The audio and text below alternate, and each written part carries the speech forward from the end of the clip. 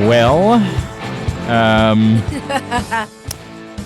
I definitely think I'm not speaking from just myself when I said this is not the show that I expected that we'd be doing this evening.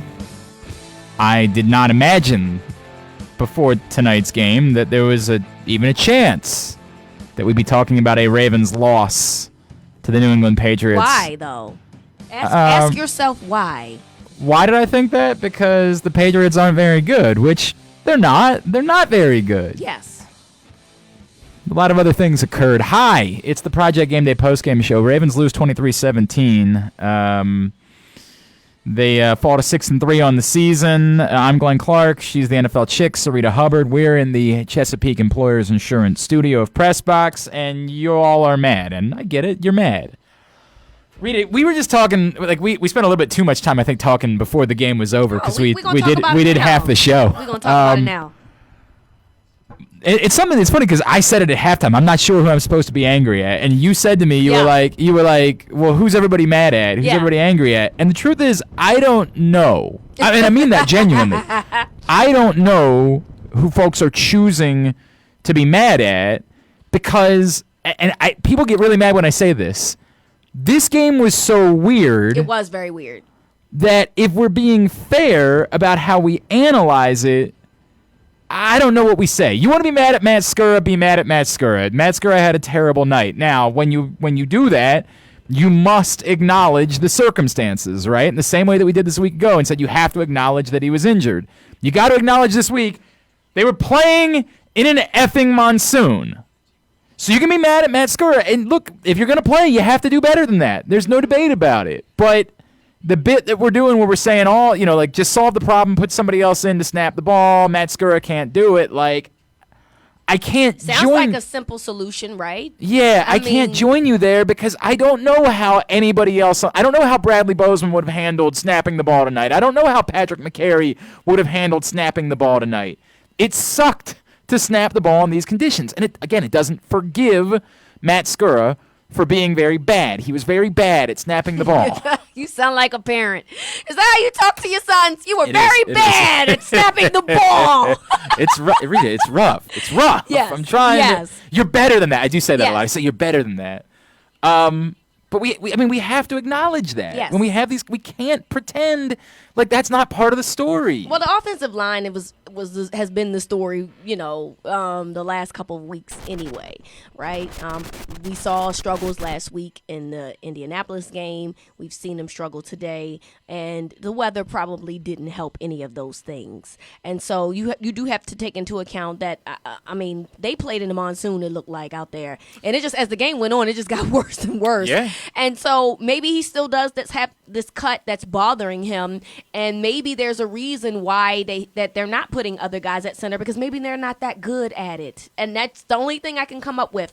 That under the conditions of that storm that was coming through, maybe those other guys would have really been bad at snapping the ball. Maybe. Because that's not what they're doing in practice. They're not doing that in practice. He's the center. So he's getting the snaps. So that's the only thing I can come up with. But the line, once again, has not played well. Nope. And now tonight, the defensive line did not play well. And yes, it was due to injury. I don't know what happened to your microphone, but we got to fix that too. We're struggling. Everybody's struggling. And yes, we're on the struggle bus. Yes, it was due to injury, right? I mean, Brandon Williams went out pretty early, and you didn't have Calais Campbell, so those things absolutely played a huge factor. And that's a tricky part about being when we use the word mad, it's a tough thing for me. I'm not mad, man. How can I be mad about the fact that did they get gashed by the run yet? Would I like the guys that are playing to play better against the run? Absolutely. But are we going to sit here and feign surprise that when Brandon Williams got hurt, the same thing happened that has literally happened every time the Ravens have played without Brandon Williams since basically he's been on this roster? Yep. And remember people used to be like, I don't understand the contract. Do you not understand what the game against the Browns last year and then tonight's game should tell you why Brandon Williams is a very important part of that defensive line. He probably should be asking for more money. He might need more. Right. Okay. He should probably be asking, So don't ever ask that again about Brandon Williams. Don't ever ask again, is he worth the money? Yes, he's worth the money because when he's not there, they suck. They get their asses handed to them against the run. Please when pray he's for not Justin out there. Ellis. Please. Prayers for Justin Pray Ellis. first for Brandon Williams, right? Well, those prayers of course. for But pray for because Lord, he was on national TV and he was getting his butt spanked, and that's why I said pray. He was getting embarrassed you're not out wrong there. about that. He was getting embarrassed. Project Game Day postgame show is brought to you by Wise Markets. All right, so okay, so this is the problem with the concept of mad, right? Like, yeah, the defensive line got gashed. I'm not surprised by that. Now, you want to be mad at Matt Skura, be mad at Matt Skura. You want to be mad about play calling? There's certainly enough examples and moments during the course of the game. Yes, Lord. I am with you all. I don't know what has happened on fourth down recently. KZ where we've all asked lost for him our to be minds. fired at halftime. Well, all right. Let's ease up on all. Well, KZ is. He has to have it one. He's on one end of the spectrum or the other, and I had to bring him up, KZ, because I know you're probably listening. But he asked at halftime to get fired, like the college football coach that just Will got fired this Muschamp, past right? week. No. That guy, right. That guy fired at halftime. Yeah, that's right. The initial 4th and 1 play that obviously was blown up because the snap was god-awful. I am again with all of you that are wondering what the F was that. WTF. What in the world are you doing running a wildcat play? Now, in the rain. Now, with a bad snapper. Someone would point out, hey, they did it. Funny, I know. They did it against the Texans a few weeks ago, and we all praised them and gave them credit for in the rain. Not in the rain, and not in the game that they were trailing. And in the bad. Yeah, not with any of those circumstances. Okay, yeah, all right. None of those things were true. Okay. I think there is a real question as to why you would ever call a wildcat play when Lamar Jackson is your quarterback. Thank you. Like, you've got your weapon. You've got your guy. If you want to call a play that's a run, that you want to have another blocker in front of you, he's plenty capable of doing it himself. Mm-hmm. Now, there's just been a bigger issue that we talked about throughout this season where they have seemed less interested in having Lamar run as a whole this year, which has bothered a lot of us. And we've said, what the F are you doing? This guy is really good at this thing. Let him do it. You're better when he does it. But there's no reason, particularly in a 4th and 1 play, you're not better or more dynamic by having anybody besides Lamar Jackson with the ball in his hands. Mm-hmm. He's as dynamic a runner as anybody you can put back there, and he can do this other thing that they can't do and can be a threat to do this other thing that they can't do. There's literally nothing that you improve by putting someone else back there in a wildcat situation. Run the wildcat play with Lamar Jackson as the quarterback. Not with Lamar Jackson as the wide receiver on the side. Or another idea, put somebody in the backfield on that play so the defense doesn't know whether or not Lamar Jackson's going to run, throw, or hand the ball off. It's a crazy concept. It's called like a run-pass option. Oh, is that what RPO stands for? Just a wild thing that I just want to throw out there as a possibility. So I'm with you if that's what you're screaming about today. If you're screaming about the play calling, yes, that one in particular, I'll scream right along with you. I will scream and say that's insane. If you're screaming about the officials' spot of the ball on that 3rd and short play late in the game, sure, I'll scream with you on that one. Insane. Absolutely insane. And the video is damning. The dude literally spotting the ball, putting the 4 in the air, and then for whatever reason just moving it a little bit.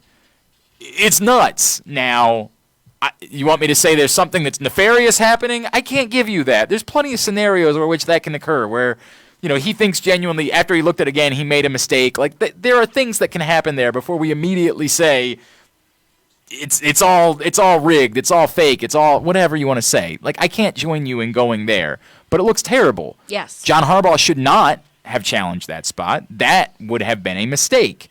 It was never going to be overturned. So, which he probably knew, and which is why he didn't do it. And in a weird way, I expected him to, so frankly, I was pleasantly surprised. This is the 2nd week in a row he's done something probably against what you thought was going to happen. Correct.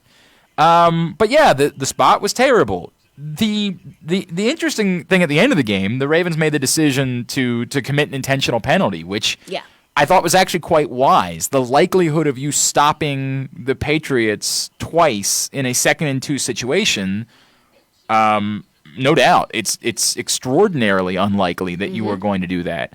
But as so many have pointed out, you made a mistake even in doing that, which is that you took the timeout first before you decided to commit the penalty. Yeah. Which then meant they were able to run another 40 Right. seconds off the clock after the 2-minute warning and essentially gave the Ravens no chance when they did finally get the ball back. And, of course, that was combined with the fact that it went from monsoon to, like, storm of the century. Right. In just a matter of minutes. So The ball did not look. This is the weird part. Read it. I know you're about to say I'm not mad. I said that already. I said I'm not mad because it just didn't. It was just one of those games. Like you said, it was weird from the beginning. You know, it didn't. The rain didn't look so bad, and then it was just crazy. Like it was like a crescendo. It just kept raining harder and harder and harder, and then to the point at the end of the game where it's just like, okay, is this? It's almost comical. It's like a little baby tropical storm or something going on over there, and so like. Listen, yes, did I come into this week thinking that the Ravens would beat the Patriots? Yes, I did. I'm not going to sit here and say that I didn't. But also, do I think it's a really bad loss? I do. I think it's a really bad loss. Well, I always look at it like this, though, Glenn. Like, for what it's worth, Bill Belichick to me is a guy the division title is out now. It's out. It is what it is, right? Yeah. If you want to try to if you want to make the playoffs, you need to get a wild card. That's what it is. But Correct. I wasn't like 100% sure about it just because I think Bill Belichick is still a good football coach. And yes, they don't have anybody offensively. They've lost some guys on the offense, but when you had a situation with Williams going down, I kind of knew right there what the night was going to be. And I knew it wasn't going to be a good night. And that's just kind of where it went. Once Williams went down, it played out the way that I thought and by the way, these are the parts of this that are more. I alone losing this one individual game to the Patriots. You can't get me to pretend like it's going to be the end of the world or that you couldn't possibly like. These things happen to teams that go on to do very significant things at the end of the season. Yep. I get it. We're losing our minds over losses because we went through a stretch a year ago where they didn't lose any games. But good teams lose football games sometimes. That happens. The team that wins the Super Bowl this year will almost certainly have lost a football game at some point. Maybe a couple. I get it. The Steelers are unbeaten right now. Maybe let's just say they go unbeaten. You know, like it's possible. It's very unlikely. So I can't freak out about that. But the idea that you might not have Brandon Williams or Calais Campbell for the next 2 weeks. Particularly, they play the Titans the next week, right? Titans and the Steelers. So if you watching what New England could do, and their offensive line is very good. If you watch the beginning of the game, if they had the PFF grades, all of their grades were high. So that is and they're a little bit more dynamic because Cam is a threat to run too. So give that credit. But we know what the Titans are going to do with Derrick Henry. And if you have neither one of those guys playing, something that we didn't envision a couple weeks ago, okay, that was a game that I was like, the Ravens can win that game because the Titans' defense isn't good and that they could potentially contain Derrick Henry to under 100 yards. To maybe close to, he could probably get to close to 100, maybe 100, but not anything drastic like what happened last year in the playoffs. Well, now, I don't know what to think. And he might have a field day out there. And we don't know yet about either one of those guys' status for next week. We don't, and so we can hold out hope for that. But the point I guess I'm making is that when you have dynamic players that are a big part of what your defense does go down, then it changes the flow of the defense in general. The guys on the bench are the guys on the bench for a reason because they're not as good as the guys that are ahead of them, and that was proven tonight with them trying to add Ellis and whatnot, and add the element of rain, which didn't help this any better. I'm sure traction was a big problem for a lot of guys. That's what made this game just weird, not good, but you kind of just didn't feel like it was going to be in your favor just with all the elements that were kind of against the team at that point. So I just expected it to be, once he went down, I just didn't think that it was going to be as dominant as it was. Not that I considered it to be a loss when he went out. I just knew that it was going to be closer than I would have liked. And ultimately, the Patriots took advantage of it and they won the football game. All right, so a couple of things, because I want to get to the comments. One, and this goes back to what we're talking. What the other big concern coming out of tonight is, I don't know. I think locally everybody understands. I don't know that everybody in the country understands how significant Nick Boyle is to this correct. operation. Absolutely. That's devastating. Yes. Like that's and it's devastating. Nick Boyle, for him, and good dude, and God bless. But like, for this team, it's unbelievably devastating. It is for devastating a lot of different reasons to lose Nick Boyle. Who's the next tight end in line? They have maybe Luke Wilson. I mean, like that. It's either somebody from the practice squad or a guy that is not currently on the roster. Oh, okay. Like that, and that's the reality. That's the reality of what we're talking about. Yep. And it's not replacing. This is not a typical second tight end. This is not. I don't know what the circumstances are for other second tight ends in the NFL, but Nick Boyle is essentially a starter, a major contributor, because his role as a blocker. Mark Andrews is not a. I know he leveled an incredible block a week ago against the Colts, and everybody raved about it, but he's not a blocker. He's not. It is kind of ironic that he had that amazing block on the touchdown last week. And then today he had one, and he kind of whiffed. He just kind of fell down to the ground against the defender. And because they have play. And because they have so little at the wide receiver position, they need Mark Andrews to be a wide receiver. They need Nick Boyle to be their blocking tight end. There is not a Nick Boyle on the streets. There's not a Nick Boyle on the practice squad. They would be on a team. We all kind of giggled when John Harbaugh talked about how they had to pay Nick Boyle because he was going to be one of the most in-demand free agents that season. We all were like, okay. Well, as it turns out, that was one time he was not lying. Nick Boyle was heavily in demand because he is as good of a blocking tight end as exists in this league. He's also shown himself to be pretty reliable as an underneath pass catcher. And let's not go beyond that, right? Like, he's not a downfield threat, but he's a pretty reliable underneath pass catcher. And in this offense, they need that too. This is devastating. It's a devastating blow. And I spoke about this on Twitter.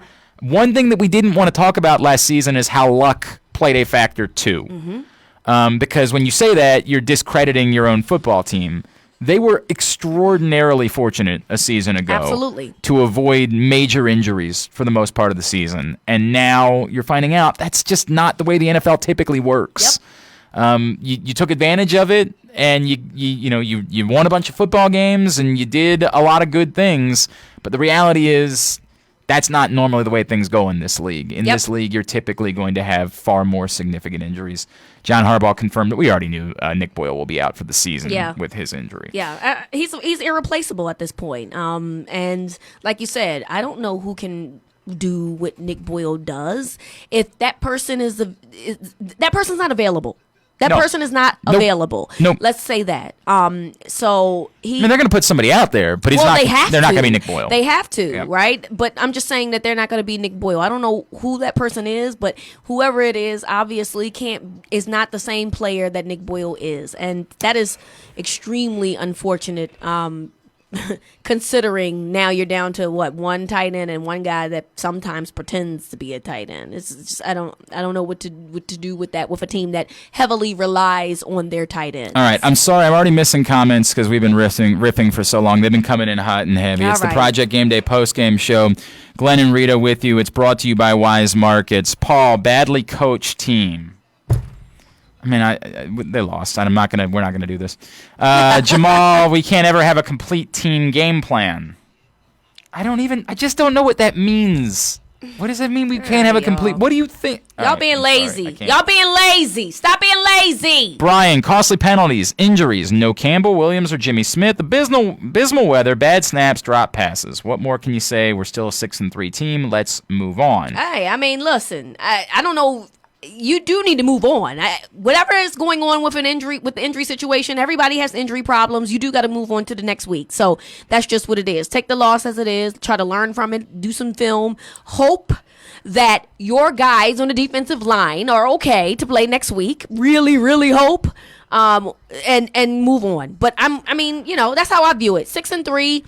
it's not the end of the world, guys. And the Ravens still have one of the softest schedules in the National After the Football next 2 League. weeks, yes. After the next 2 weeks, that's true. But listen, I had Glenn, with the exception of the Browns, that's Glenn, the one game. I had them going 11-5 anyway. I had the Ravens going 11-5. While everybody else was talking 13-3 and 12-4, I looked at the schedule and said that they'd probably go 11-5. I think that is very hard to duplicate what happened last year. And then when you get rid of some big parts of that offense that you had from last year, you're not going to have the same team. So for me, they're on pace. If they lose the next 2 games, which I don't want them to, right?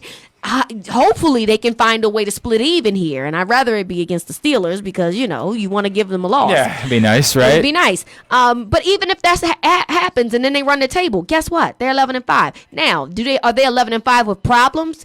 You're damn right. But wouldn't you rather be 11-5 with problems going to the playoffs and just and winging it up there, hoping you can get a game to win, as opposed to sitting at home and watching everybody else do it? That's all I'm saying. So I hear you. Again, I got to apologize. I'm already losing your comments because we're getting so many in the night that they're falling behind. Don't do the lazy ones. I'm sorry. Right now, I'm mad at the general. This is from Scott. Right now, I'm mad at the general manager for not giving Lamar better weapons. I'm with that. We've talked about that for some time. He got 4 slot receivers. Let's be real here. He got 4 slot receivers, and let's talk about this. Fact. Let's talk about this for a minute. Stop putting Hollywood on the outside. Now, I don't like saying this. He's not number one. But the problem is you've got Willie Snead. But that was my point. That is the issue here, right? My follow-up point is that I tweeted about put Hollywood in the slot because that's where he belongs. I want to take that back though because Willie Snead is really good at what he does in that position. And he's not really an outside wide receiver either. The problem is you just don't you don't have them on this roster. You could potentially try to mix in Duvernay with Boykin and figure it out. But Hollywood is not a number 1. He can't shed the DBs that's on him.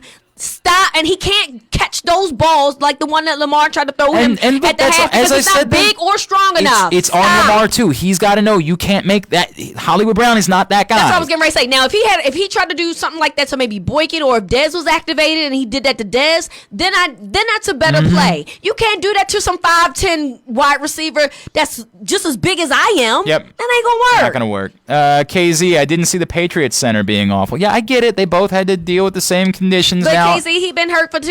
It ain't like KZ. Come on, last week he was doing bad snaps too. So apparently there's an issue. Look, they're gonna have to have a conversation. They're gonna have to consider it and figure out what they're going to do. My guess is they're probably gonna give Matt Skura another week to figure out if these are all circumstantial, and in 1 week it'll all be okay. They ain't got them liquid Band-Aids on the sideline. They gotta have that. Where the liquid Band-Aids at though? They gotta have a conversation. John from Little Rock. Frauds. Lamar and company have yet to lead a comeback win. Until they show us they are winners, I have little faith in this team. They just did last week. Moving on.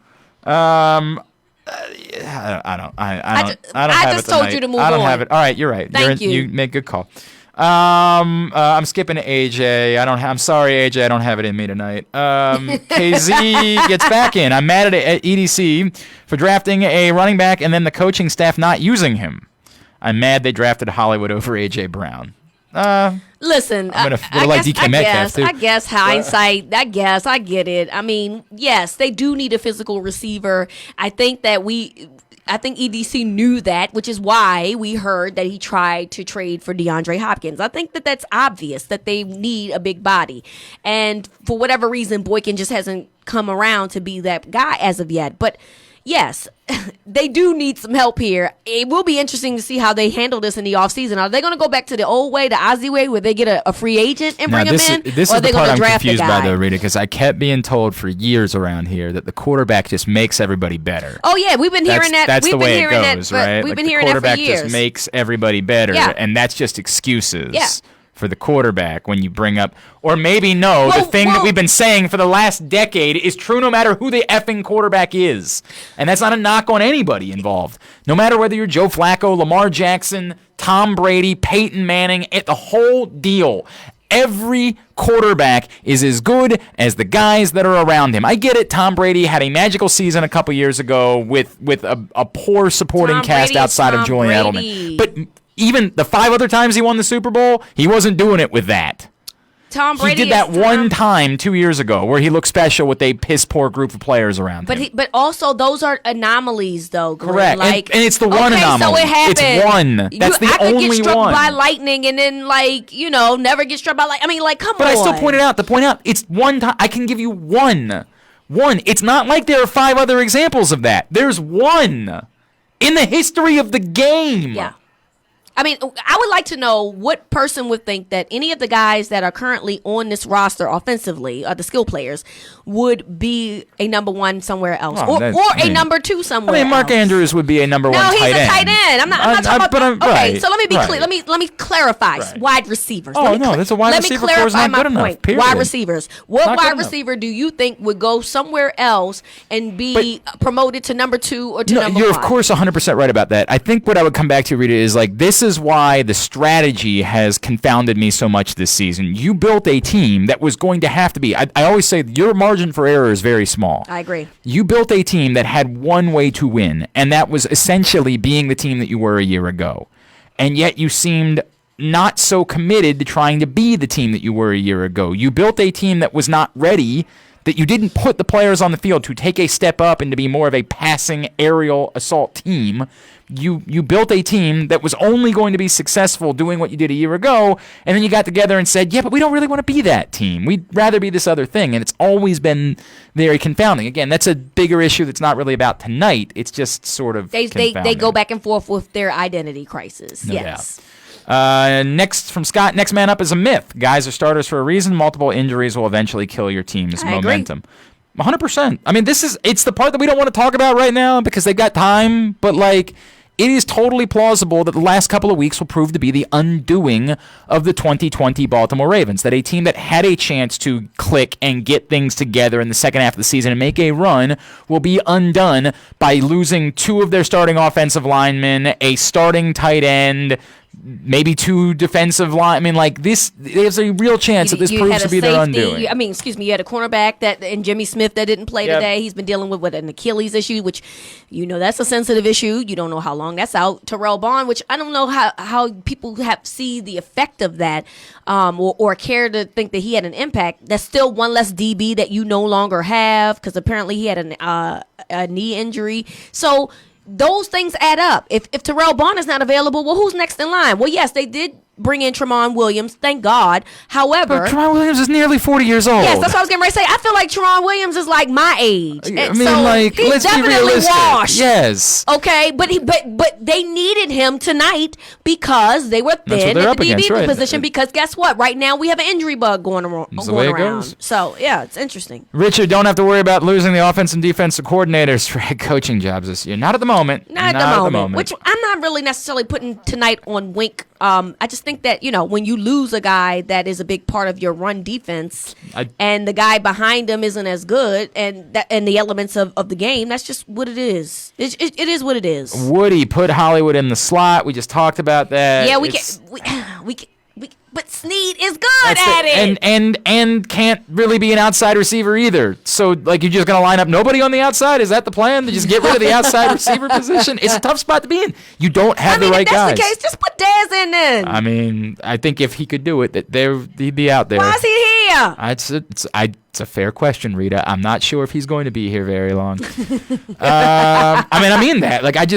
He doesn't have a special teams role. He doesn't, unless he can be something that there's no reason for us to believe he can be right now. Just chuck it up and throw it to him.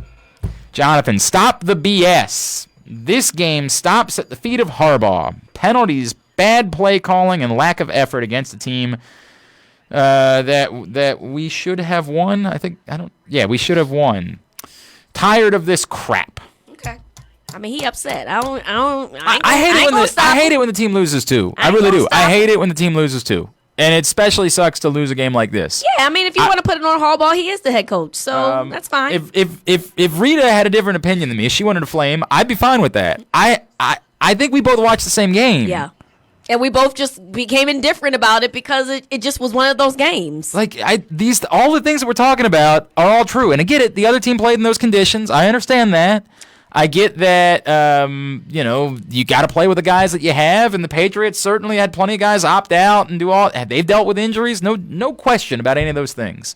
But the story of tonight, somebody got to win, though. I mean, at the end of the day, somebody got to win a game. Well, not necessarily, right? Because you can tie, but you get my point. Normally, somebody got to win, and yes, but they've been dealing with their issues quite longer than what we've been dealing with yes, our the Ravens issues. this week assumed they were going to have Brandon Williams on the field. Right. Correct. And so, they've been dealing with their offensive issues more than we've been dealing with what's been going on the past couple of weeks. And the offensive line of the Patriots is one of the best offensive lines in the National Football League. We do not have that, guys. Not right now. We don't have a good offensive line. I mean, did you see I don't even know if you care about the ratings or not. And if you don't, that's fine, right? If you don't like PFF ratings, that's fine. But what you can see is that the New England offensive line knew how to block. And the Ravens offensive line was getting beat, particularly on the right side. And their line's been together. Particularly on the their right line side. has been together, no question.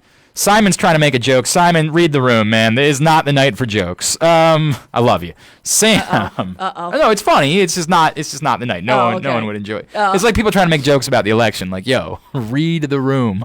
This is not the time to be trying to do your Kanye bits. Like, read the room, guys. Sam, I bet it won't take Lamar saying the other team knows their plays when you line up Ingram and the Wildcat. I bet they called out that play. I mean, he was back there. He was back there. Like, what else was supposed to happen on that play?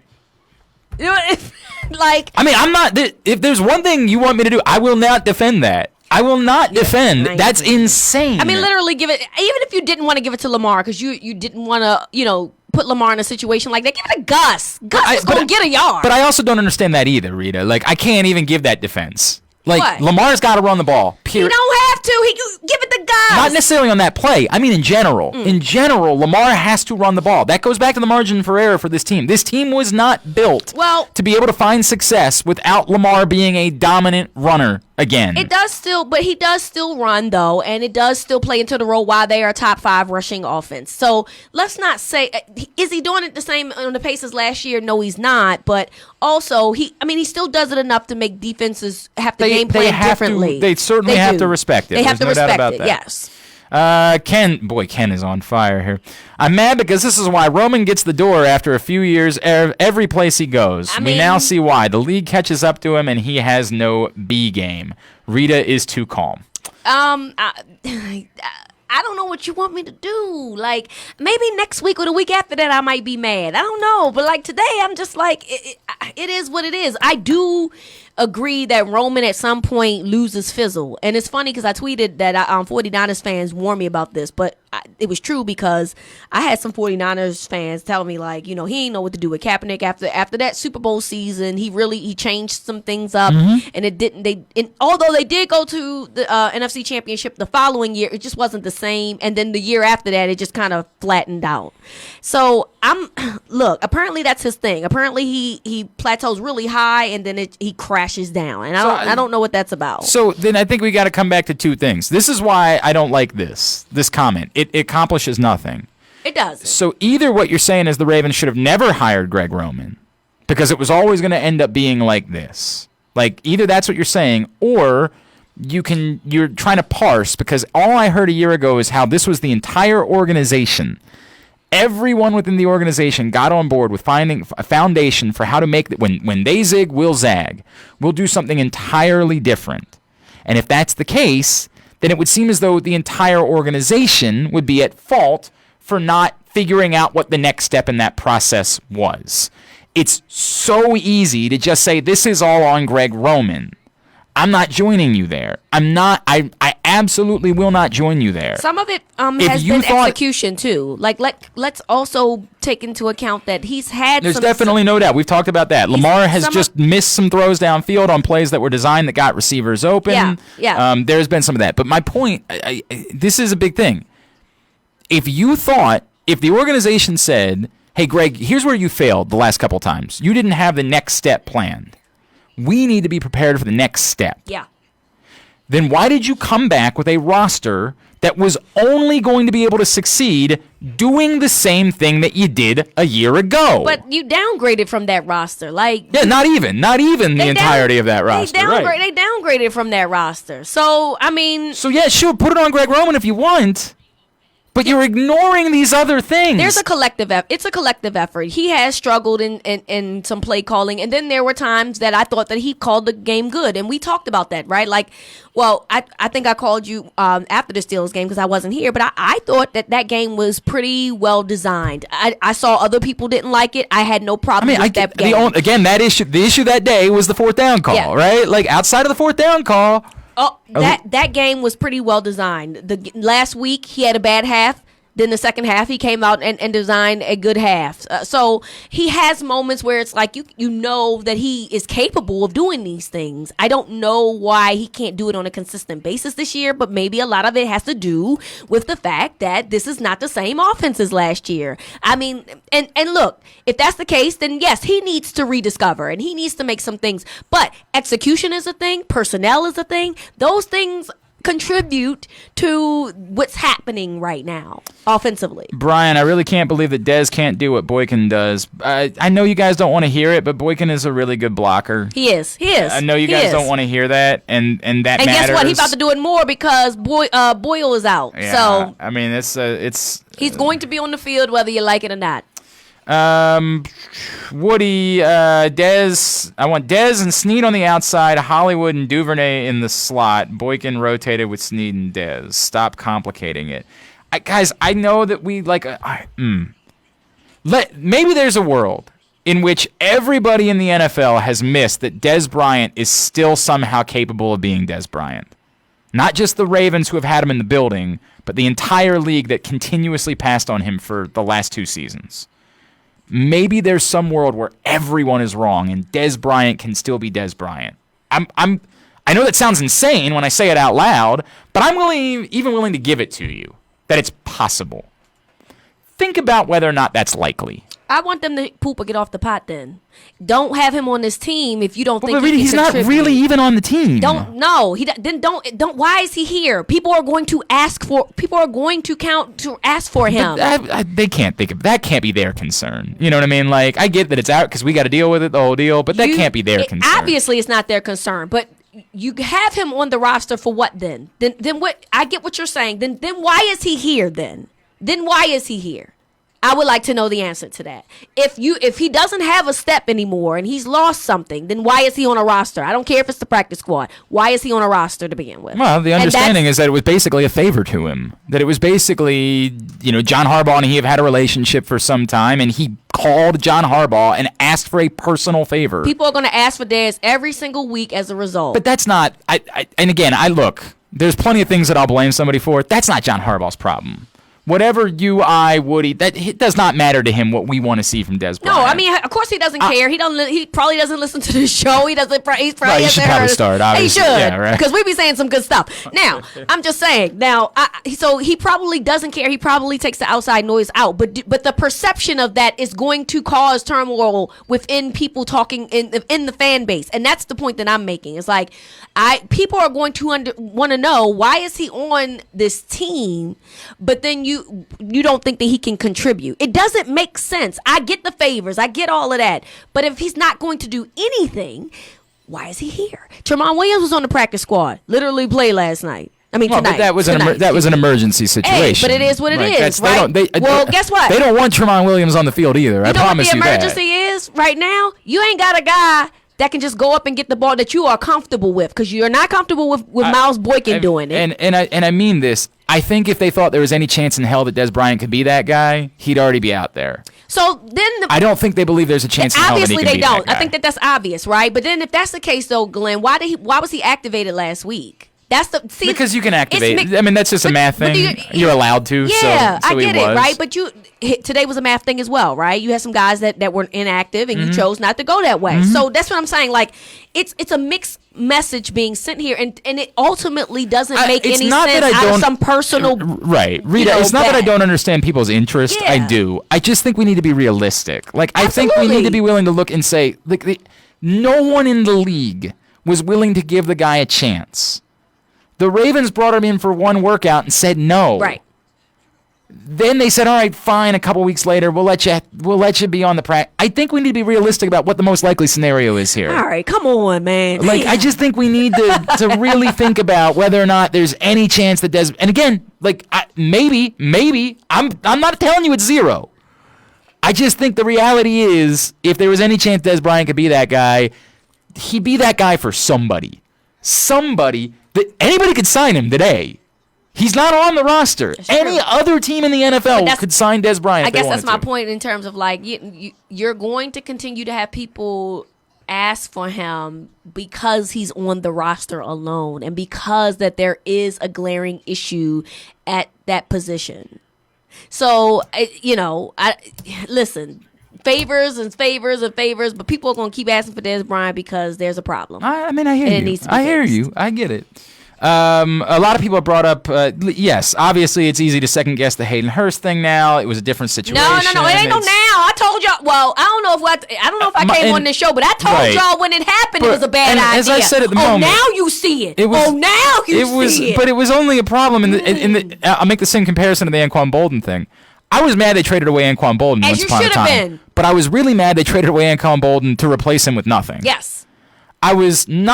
I didn't understand trading away Hayden Hurst, but what I really didn't understand was getting rid of Hayden Hurst to replace him with nothing. To say we just don't need another. Like, that's the part that's nuts. Right. That is the part that you There's no defense of that. You can defend saying, hey, we're in a difficult spot. Hayden Hurst is at an advanced age. He needs to be somewhere where he can be getting an opportunity to put up more numbers because he's only going to have one chance at making some money. He's quietly kind of told us that. We respect that. We can recoup something for it right now. It's the best thing for the organization for us to move on from Hayden Hurst. Like, I can hear all of that. Yes. What I can't hear is then you not saying, but come hell or high water, we've got to find another option offensively because we don't have that many of them. Well, I think it's funny that we looked at Mark Andrews and in his year last year and how great he played, and obviously he was the premier tight end of the group, right, in terms of catches. And so we just alienated the idea that Hurst wasn't doing something. And that's a lie. That he was absolutely a part of the success, whether he was getting the balls or not. Right. And I think now this season you're seeing the after effects of that. Or just literally having the personnel on the field is even if they didn't do anything. Look. Not being able to line up in three tight end sets has killed this absolutely team. I mean, even as early as week 3, people were still in denial about this, and I caught a lot of flack about that because I went off about it for the Chiefs game, and I caught a lot of flack about it because people just did not understand how important his role was in this offense. Now you're starting to see it, and now with Nick Boyle out, yeah, it's a little dry. It's going to be dry. By the way, we do not have an update on Brandon Williams. John Harbaugh simply said they'd know more tomorrow. Okay. Hopefully. Josh Stroka asked about the idea of using Ricard more in that role. I mean, that was the whole point. That was what they tried to tell us they were going to do to begin with, was use him as the tight end. And, well, how has that worked? I mean, like, they're going to have to try to find some way to get him more involved in that department, but he's not the solution there. He is not. Absolutely. John, it's critical to not use Dobbins more. What the hell? I have to assume that's a blocking problem. I have to assume at this point, not based on the way they've used him, because I think part of the way they used him that we don't want to hear is they want to use all of these guys. They are not nearly as concerned as you are about having one guy. Yeah. And for what it's worth, the numbers for most of the year have dictated that all the things that you think because you like playing fantasy football aren't true. Even Mark Ingram, you can say, who's been like maybe the worst of the group, was still averaging over 4 yards per carry. This is you're doing a bit because you're a fantasy football player and you want one guy to be the guy. They would say, no, we're having just as much success using all sorts of different guys. But Dobbins in particular, because he seems to be the most dangerous of the group, in having some conversations, I have gotten the sense that there is a blocking issue when it comes to J.K. Dobbins. We've talked about this with some other players over the years that oh, God, who was the back a couple years ago? Was it Dixon? I think it was Kenneth Dixon. Okay. Who everyone clamored for because he showed some real explosiveness. And what I got privately was he's going to get somebody killed because he was a zero as a blocker. I've not gotten that about Dobbins, but I've gotten the sense that there is a blocking issue related to J.K. Dobbins, and that's part of the story there. A couple people pointed out this team has nothing but four slot receivers. That's from James. Yeah, we said that. I mean, he ain't wrong. it's the reality. Yeah. I mean, it's just the reality of that. We just have to, we have to come to terms with understanding that they need some big weapons offensively. And Mark Andrews is nice, but guess what? Everybody is bracketing him now. They're finding ways to phase him out of the game. And they're challenging the Ravens to beat them with other guys. Now, Snead has done a great job of that, but, for Hollywood to have been so upset and to tweet what he did, has he been around? I mean, But this goes, so Ken brought up trying to use Hollywood more like Tyreek Hill. Like, Tyreek Hill has Travis Kelce on the same offense. And also whatever you're trying to design for Hollywood Brown, it requires defenses not being able to say, whatever they're going to do, we're paying more attention to that guy because we don't have to worry about the other guys on the field.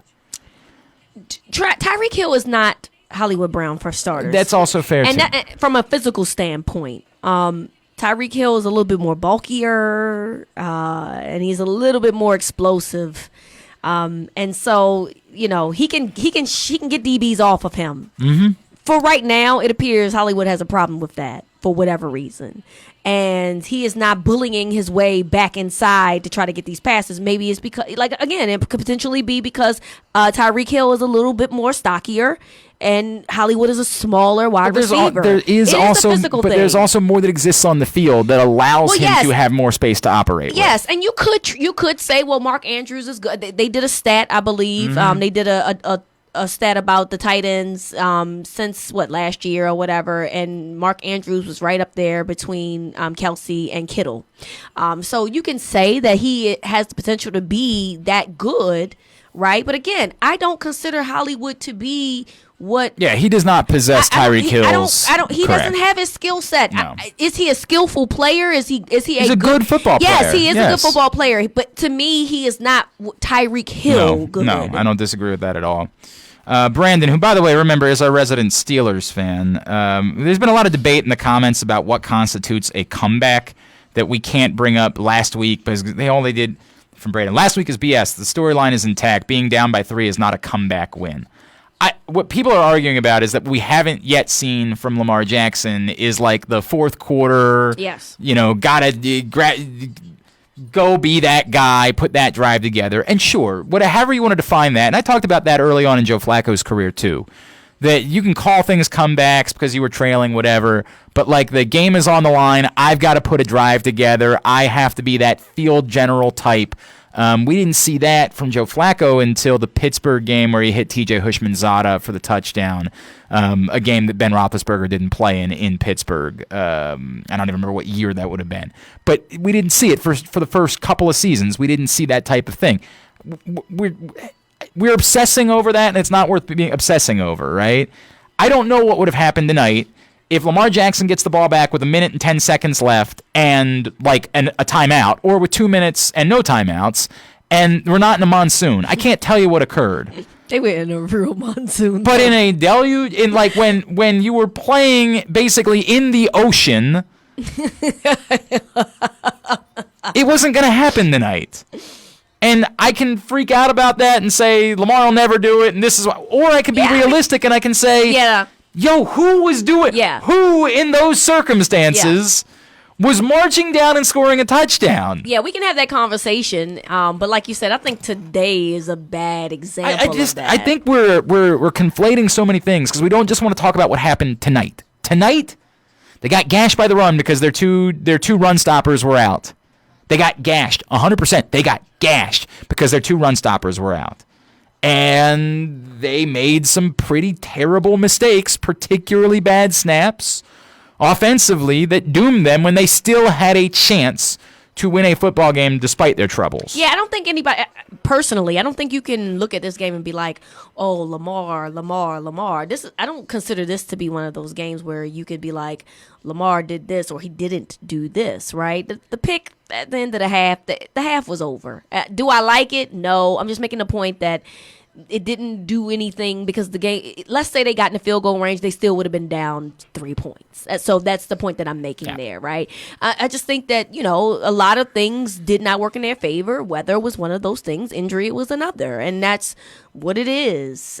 Football is weird that way. And we talked about this off air. I was going down looking at the scores, and I was like, why was Green Bay struggling against a Jaguars team that has some dude Joey Fatone is the quarterback. I don't even know that dude. Right. Who's that dude? I hear you. But that's so it's weird that way. And so Cam Newton, yes, he struggled after coming back from COVID for a couple of weeks, but the Cam that we saw today was pretty, accurate, and he looked like the Cam that was around the first couple of weeks of the season. And they found a way to gash the Ravens in their weakness, which for tonight was the run defense. It is what it is, guys. They took advantage of something, and it worked. And the Ravens moved the ball too. They had their time, but guess what? The Patriots had more because the defense could not stop them. It really is that simple. Pretty simple. Yeah, Pretty simple. It's simple. Brian, I'm going to respond to this. I should just move on. Brian, I'm going to respond. Brian's our resident Patriots fan. Do the Patriots deserve any credit for overcoming the weather, injuries, and opt-outs since they seem to be the reasons why the Ravens lost? I mean this with all due respect. We do a show in Baltimore. Well, yeah, we don't care about y'all. I love you. Go listen to the Patriots show. Yeah. I don't care about that. What we're not going to do is talk about giving the Patriots credit because this is the Ravens post-game show, not the Patriots post-game show. Credit like in the NFL? But you know who ain't going to say it on this show? It's not our conversation to have. Absolutely. We talking about what the Ravens didn't do, not what the Patriots did do.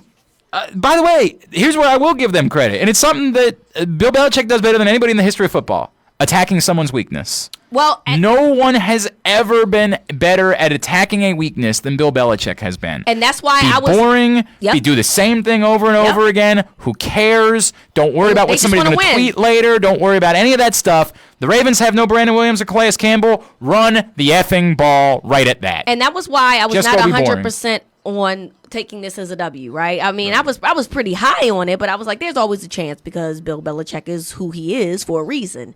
And yes, they are not the team that we're used to seeing, and they're dealing with some adversity. But at the end of the day, they are still coached by a Hall of Fame coach, and the minute that he figures out what he can do to get away with, he's going to do. Those pick plays they were running, perfect.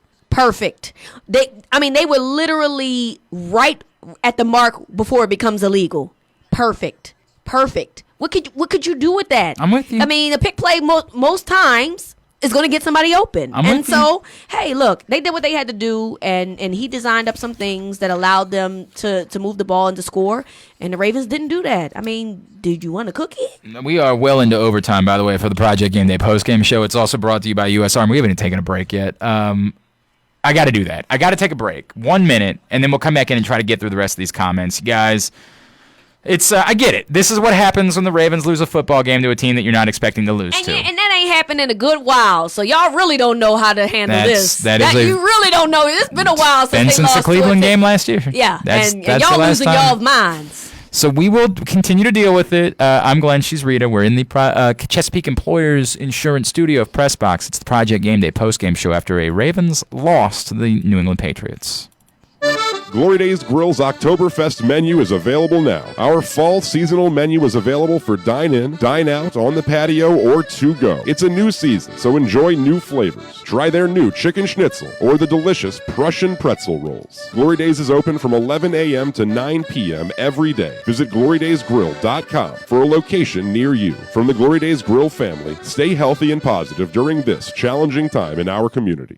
Looking to get one up on the competition? Supercharge your computer skills. CCBC has classes at all levels from beginner to expert coder. Explore Microsoft Office, gaming, or even ethical hacker. Maybe hardware is your gig. Become A+ certified. All tuition free if you qualify. Call 443-840-4700 or visit ccbcmd.edu/quickreg. With Wise Market's lowest price guarantee, we guarantee the lowest price in the area. If a local competitor advertises any of our tagged lowest price guarantee items at a lower price, we'll give you double the difference with purchase. Eat better, spend less, that's why.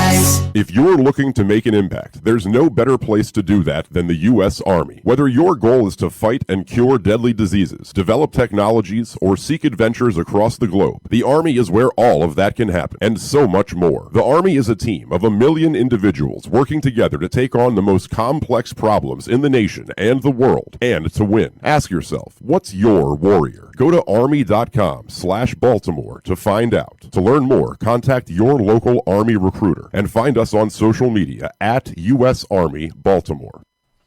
All right, we are back in here on the Project Game Day postgame show. Ravens lose. From Marcus, Hollywood doesn't like contact, so the slot wouldn't work for him.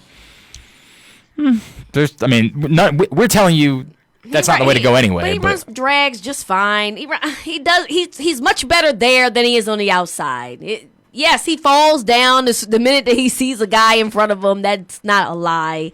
But what has he done to show you that he can play on the outside? He's not beating his man. He's not bullying his way back inside. He's allowing the guy to reroute him. What exactly has he been doing that you think he belongs to stay where he's at? AJ asks, why not try a trick play like what the Patriots did on their touchdown, like a reverse or a flea flicker to Hollywood? Sure. I don't know what to say to that. Like, sure, mix in a trick play. We tried a trick play. Well, yeah, they tried a wildcat play on fourth down. Do you like that trick play? Yeah. Do you care for that? Okay. Mark Ingram should not have seen the field. What is the... Was he horrible or something? Did I miss it? Maybe he mean on fourth down? Like, maybe that's it? Well, he was the guy that was in the wildcat. I know. That's what I'm saying. Is that what you're saying specifically? Is that what he's implying? Maybe that's what you're saying specifically, is that Mark Ingram. And if that's the case, then I don't know if he shouldn't have been on the field, but like he definitely shouldn't have been the guy that was receiving a snap there. Like, I'm completely in agreement when it comes to that. For the night, for what it's worth, the rushing numbers. Yeah, that's what I was getting ready to look at as well. Mark Ingram ran the ball 5 times for 5 yards. Now, I don't remember if there was something that like mixed in there that threw those numbers off or skewed them in some sort of way, but I can't react to 5 touches of a sample size. J.K. Dobbins, 5 touches, 13 yards. So that's the guy we're all screaming about, right? Like, you wanted to replace him. Guess what? He didn't do a whole lot better. Gus was the one that ran well. And that was thanks in part to a long run that was mixed in there. Yeah. And Lamar. Gus and Lamar were the running backs. Didn't have a good night running the ball tonight. Not Lamar. I don't want to call Lamar a running back, but you get my point. The ones that ran the ball efficiently. They didn't have a good night running the ball tonight, period. When will Yannick Ngakoue, is he going to get a sack? He actually was really, on one of the stops they needed in the fourth quarter, he made a huge play to get the stop on third down. It wasn't a sack. Yeah, he's been impressive since he's been here, because even though he's not you're not hearing his name being called, he's absolutely a part of the disruption of what's going on. So I think he's played well since he's been here. I'm not on that wagon. Right. I'm combing through some of these at this point because we're all kind of talking to each other and we're all just repeating ourselves. James, Hollywood can't take the top off of defense like Tyreek Hill. Yeah, I mean, Hollywood Brown is not Tyreek Hill. I just want us to be real about that. They're not the same body type. They're not the same player. Like, yes, do I want this offense to be more imaginative, similar to what the Chiefs do? Yes, but they have specific players that are implemented in that offense that do things perfectly that I don't think that we have here, guys. That's all I'm saying. We just don't have it. From KZ, back to Roman. They went on a great drive, scored a touchdown, and the offense never looked like that again. So remember, the touchdown drive, after they fell behind 23-10, they go on that, and it was an outstanding drive to get it back to 23-17. Then early in the fourth quarter, they get the ball back. They lose 2 yards on first down on a run play. The second play is, I'm trying to remember this play, incomplete deep to Willie Snead. Was that the one that Snead dropped? Or was that just one that wasn't there? I can't remember which one that is. But it left them in 3rd and 12.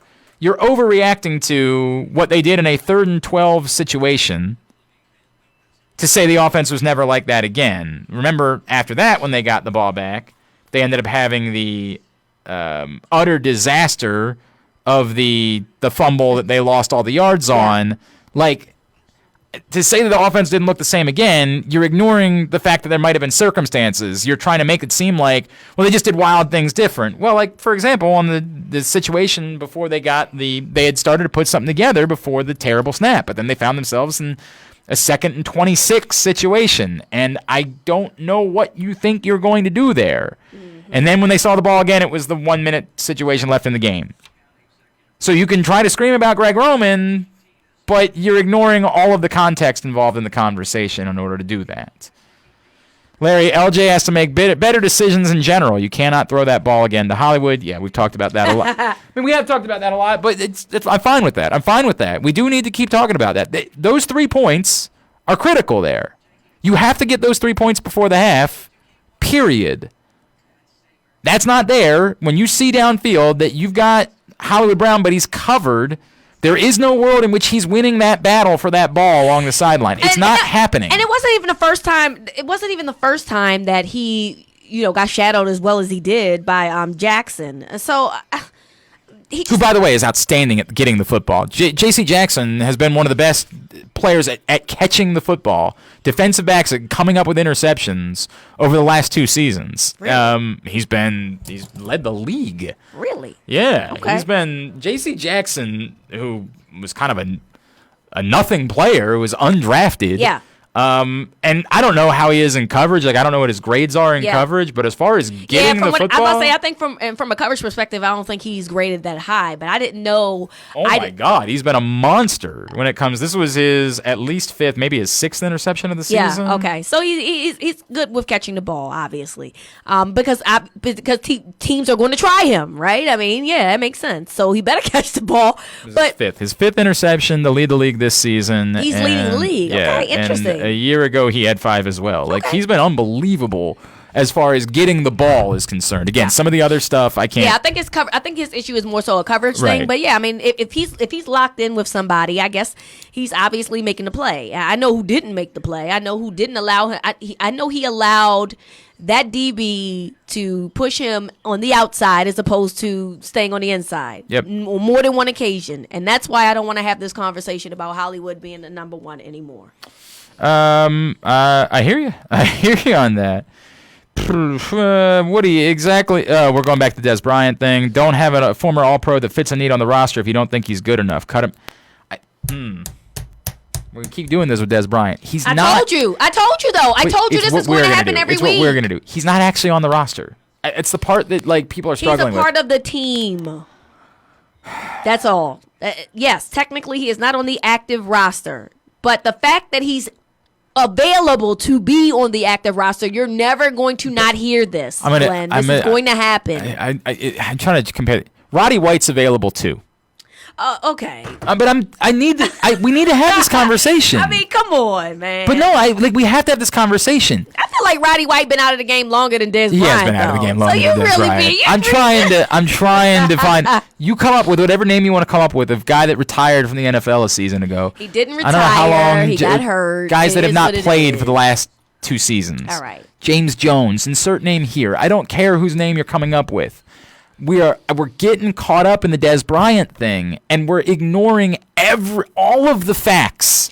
We're pushing out. I don't think people have facts. I think that's the thing. Is like we don't know why what's happening.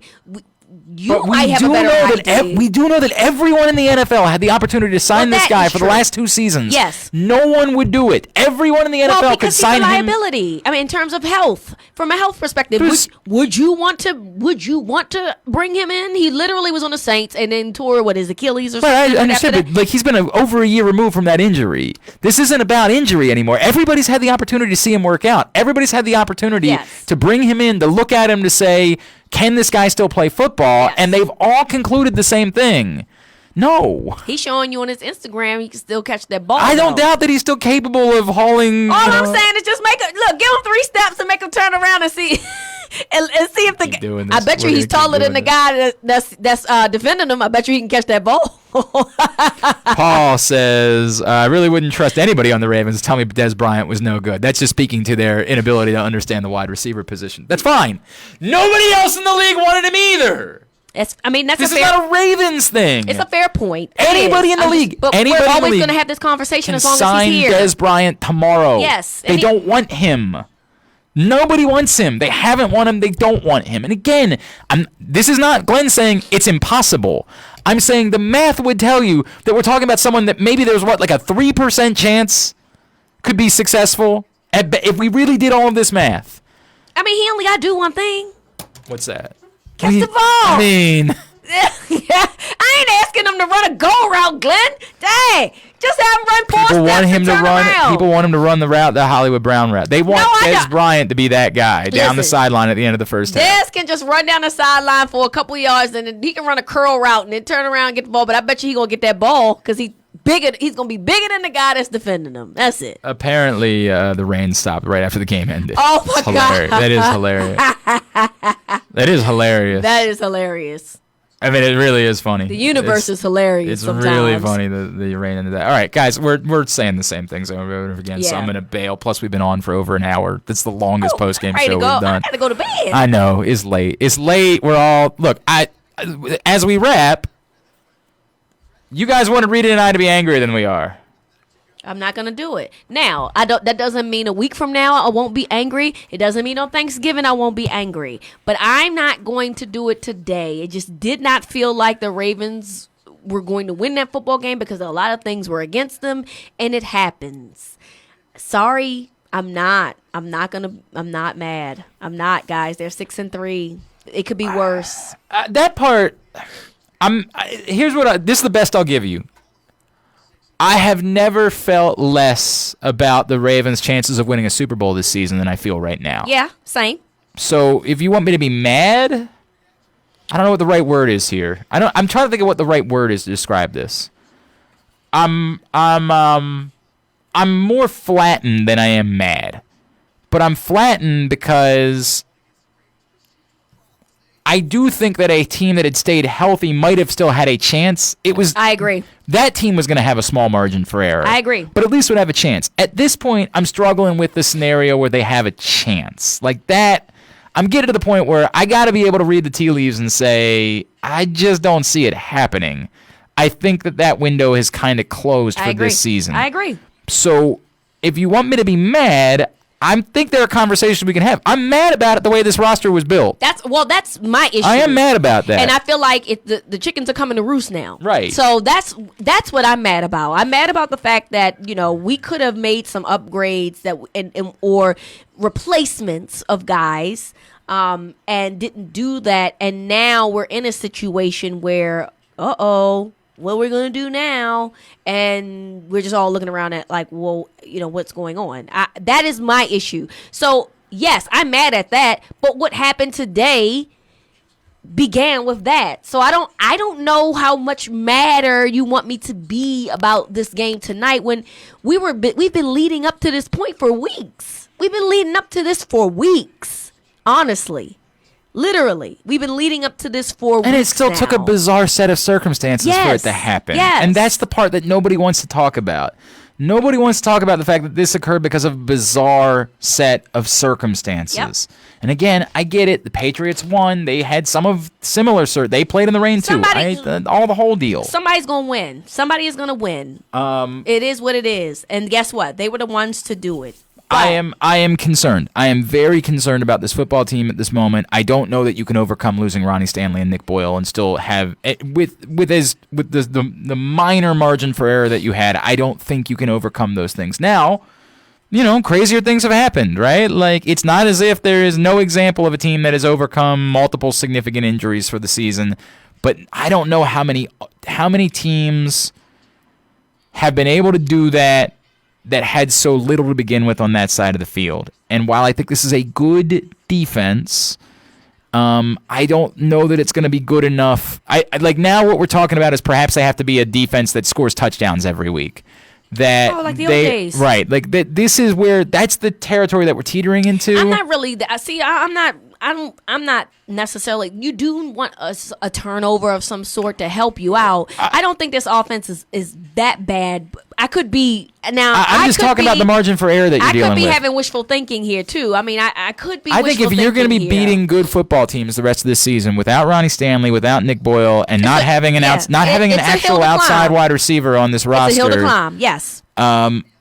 It might require that. Now, what I'm really saying is I don't think it's going to happen because I don't think it's likely that you're going to get that from the defense every week. But, like, is there a roadmap where even a team dealing with what the Ravens are dealing with can somehow still make a run? Yeah, there's a roadmap to it, but it's going to have to involve your defense making game-changing plays every week. Which up until now they've been doing. They've done a lot of it. Yes, no doubt. So let's not say it's not possible, but with the injuries that they're accumulating as well on the defensive side makes it harder, and that's the part that we're missing as well. Both sides of the ball are struggling right now, but one side of the ball defensively has a lot more money invested in it than the offensive side of the ball. That's fair, and that's where the margin of error becomes it widens. So, and I'll say one more thing about.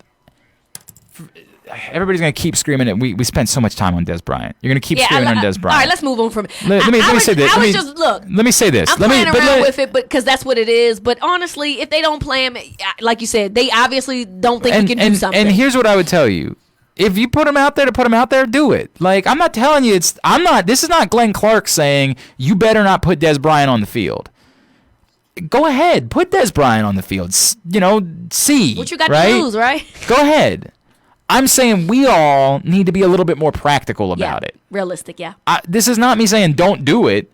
It's saying if you think that there's an answer, you're doing that in spite of all of the overwhelming evidence that you have that would say that's not true. But, like, again, there have been plenty of people that have been plenty wrong about plenty of things. Nobody wanted to draft Tom Brady. You know what I mean? Like, there have been millions of things that every NFL team has been wrong about. So maybe they're all wrong about Des Bryant, too. Maybe they are. You want to do it? Do it. But let's just be realistic about how we talk about That's it. fair. That's all I'm trying to say. Absolutely. Let's be realistic about that. Yep. You back with me next Sunday? I'm here next Sunday. All right. Ravens-Titans. It's like I want to say it's a critical game. I don't know if it's a critical game. Now you got to start doing the math on getting a playoff spot and the whole deal. First of all, you need to find out if your guys on the defensive line are going to be there, because if they're not going to be there, we're going to have a long day on Sunday. No doubt. And guess what? I might not be mad next week either if those guys aren't playing, because I've already anticipated. Yeah, if those guys don't. You're right. Correct. I hear you. I'm just warning you guys now. If Calais Campbell and Brandon Williams don't play, please don't be mad at me if I roll in here indifferent. Because the writing was on the wall. That's what it is. Yep, that's what it is. All right, at the NFL Chick on Twitter. That's how they follow you. Yeah. Gridiron Gals Podcast. Yes. I'm at Glenn Clark Radio on Twitter, and I'm back with you tomorrow morning for Glenn Clark Radio, 10 to noon. It's not going to be a fun week around these parts. It's just what it is. Ravens lose tonight. This has been the Project Game Day postgame show from the Chesapeake Employers Insurance Studio.